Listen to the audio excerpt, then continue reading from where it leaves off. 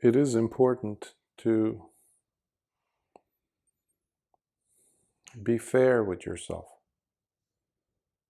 when it comes to progress being made in your practice, in your efforts at improving yourself.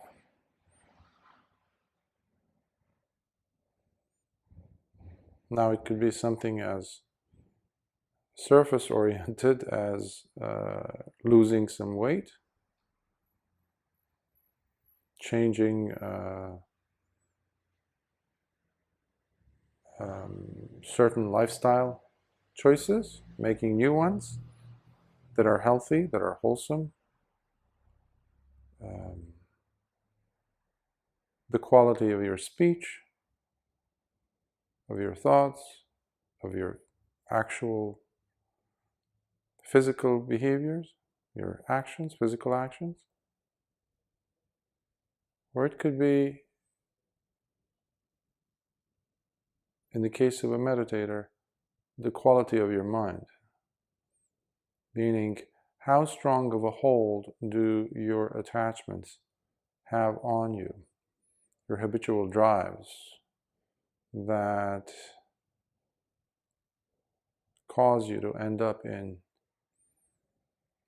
unwholesome spaces, whether the mind gets restless, worrisome, regretful, remorseful, hateful towards yourself, so self-hatred.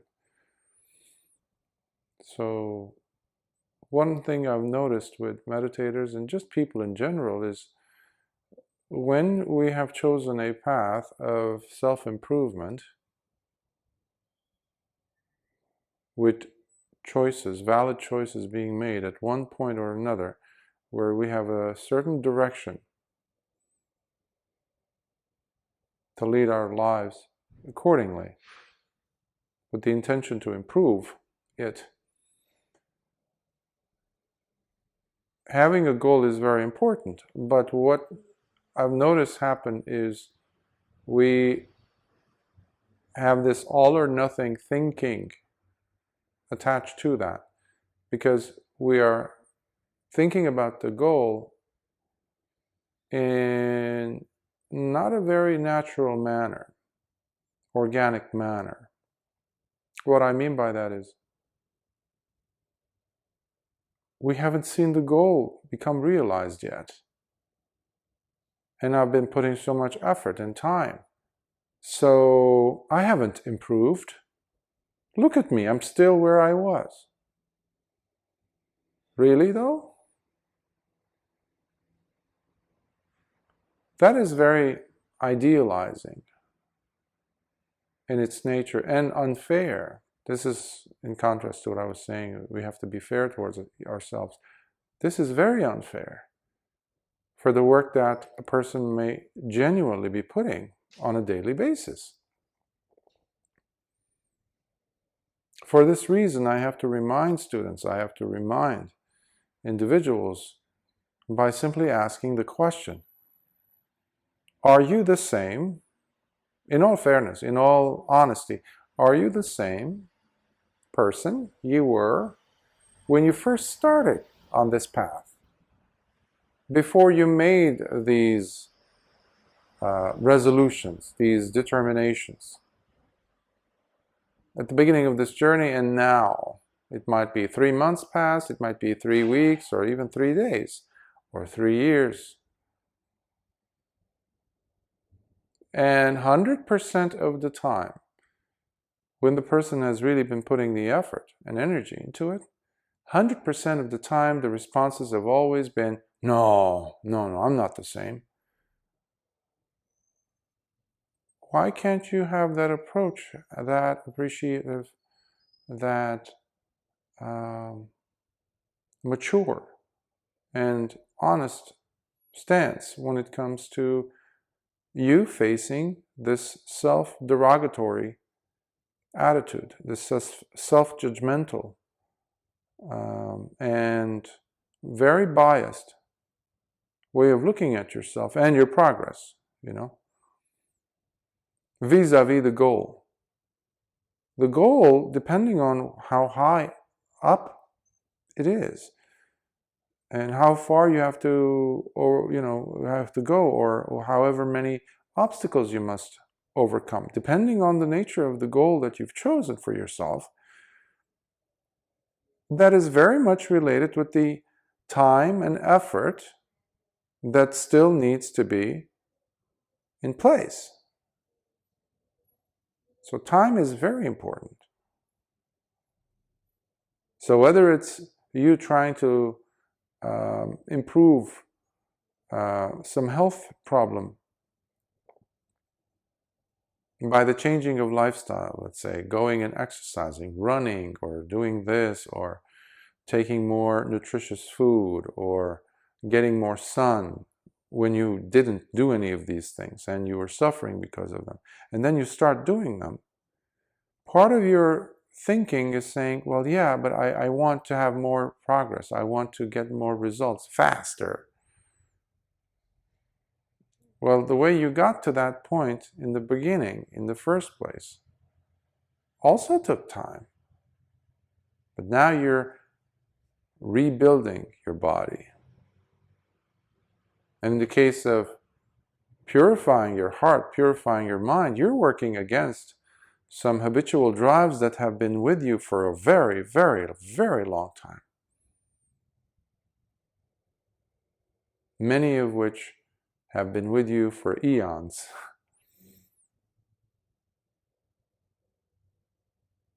So you're not going to remove them overnight.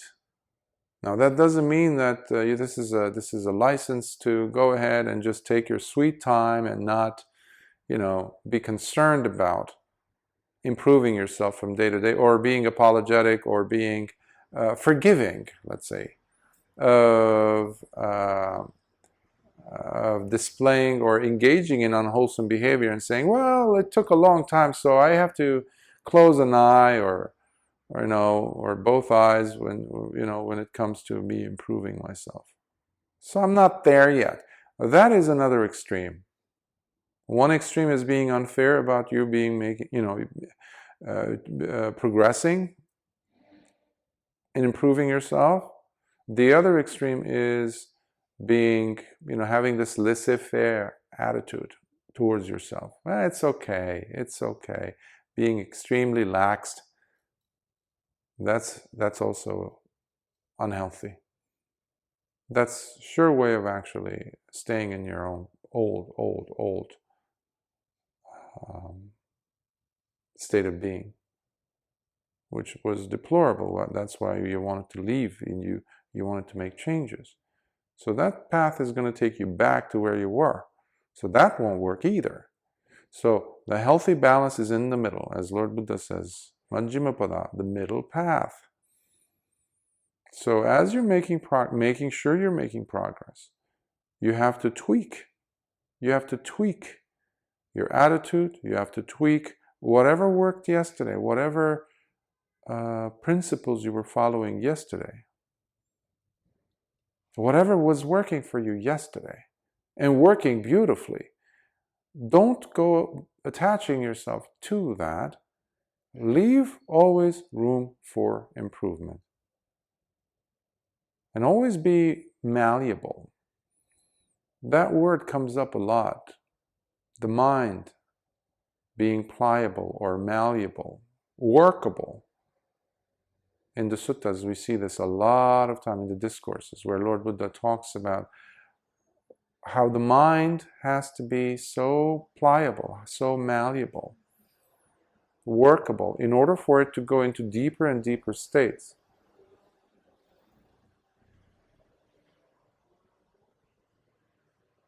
With it, you're able to, depending on how malleable the mind becomes, the person could even see one's own past lives if they want to, if they choose to, and see the errors in their ways, see the wrong methods of doing things up to this point in their lives, also in their past, of course, when it was impossible for them to see because it was full of commotion and just fog. So please be always open to being objective with your progress. So look at situations that in the past where you would act differently, behave differently, think differently, and make choices differently than you would now. And obviously, when it's on the surface level, in the case of the body, if it's dietary choices that you used to make, or you would eat every kind of food that you can imagine, it just, or you would follow your craving, oh, I want this, I want that, or just very permissive. And how about now? If you go ahead and just like extend your hand, palm out, say, no, no, no, no, I can't eat that, I don't want to eat that. What happened? That tells you clearly that you've been improving. You've become more selective. How about speech? Well, I can't say that. Well, I can't use that swear word. I can't, or I can't talk like that. It's too low born. It's like street talk. It's unbecoming of me. It doesn't. People I trust and respect, if they were in the room with me, I would never say such things. Okay, then. Let me not say it. Oh, by the way, I have stopped saying them. Okay, but you used to, yes? Okay, so do you see? So if you're drawing a graph with X and Y axes, you will see there's a progression towards the goal in your behavior, in your choices you're making now. So no, you're not stuck. So, but you have to be objective and you have to be open with yourself and in looking carefully at these things in a matter-of-fact way. And be fair, while at the same time not necessarily lowering the standards of your goals,